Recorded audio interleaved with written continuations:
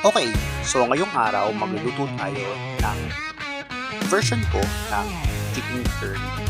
Pinoy style at may malunggay. So una sa lahat, kailangan natin ng chicken at imamarinate natin siya ng luya. I-grater ko yung luya para mas masarap siya at mas kumatas yung luya sa manok.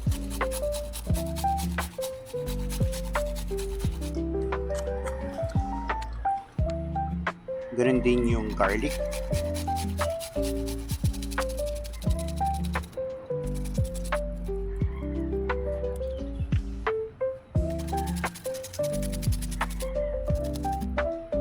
Tapos, lalagyan natin ng patis or asin. In my case, patis at asin.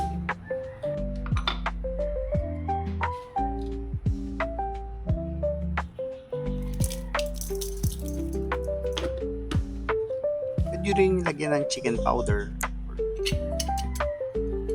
magic sarap. Tapos lagyan natin ng isang kalamansi. Pwede nyo gawin 2, 3, depende sa inyo kung ano ang gusto nyo. Isa lang sa akin.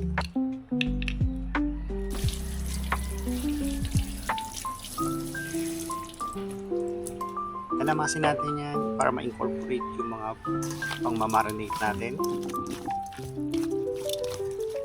Simple lang yun sa akin. Nalagay natin sa mas maliit na lalagyan o overrun at ilalagay sa ref for marination.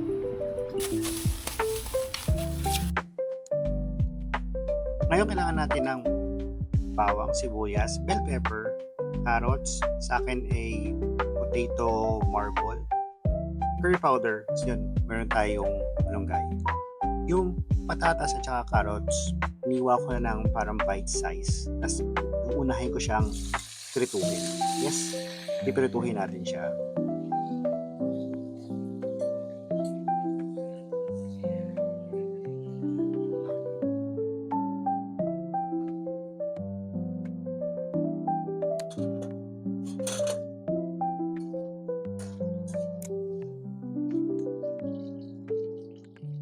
Pag okay na yung pagkaprito, set aside muna natin to.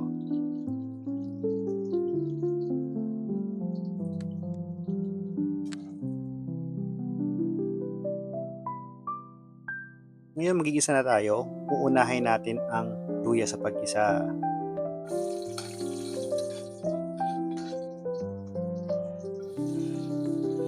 Yung iba, uunahin ng bawang bago ang sibuyas. Ako sibuyas muna bago ang bawang.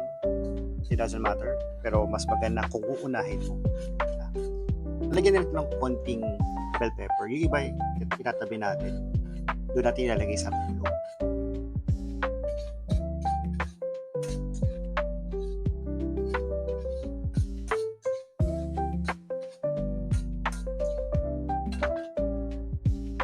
Ngayon, ang manok. Nasa strainer siya kasi tinanggal ko yung excess na marination niya.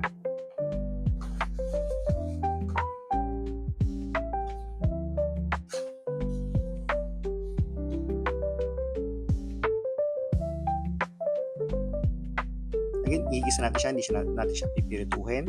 Tapos, timpla natin ng konti. Nalagyan ko siya ngayon ng toyo at saka ng kalahati ng chicken cubes. Para lasagisa yan.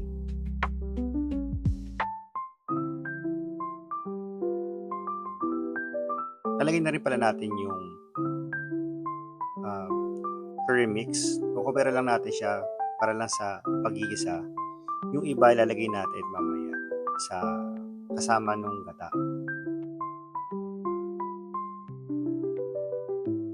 Again, yung kalahati ng chicken cubes.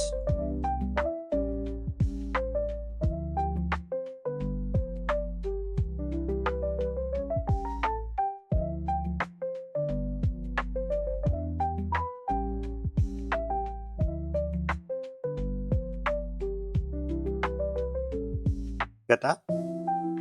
So, papakuluan muna natin to yung gata. Tapos ilalagay natin, pag kumukulo na siya, lalagay natin yung natitirang curry mix at saka yung natitirang bouillon cubes. Lalagyan din natin siya ng paminta. Hindi na lang siya nakita kasi hindi ko na i-record. Akala ko record na pindot ko, hindi pala. Sorry.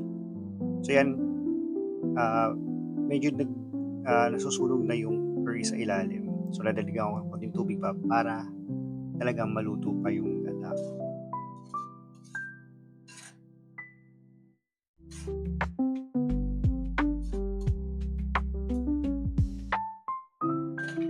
Yan, nagmamantika na yung gata. So yan ang gusto kong mangyari. Ngayon ilalagay ko na yung natitirang bell pepper at saka yung malunggay.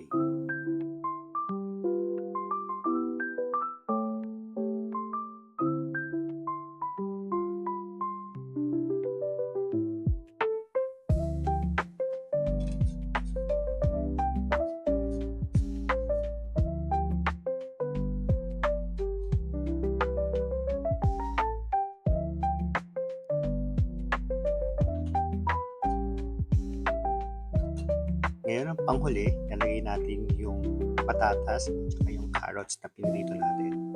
Papakuluan lang natin ng konti yan. And then, goods na yan.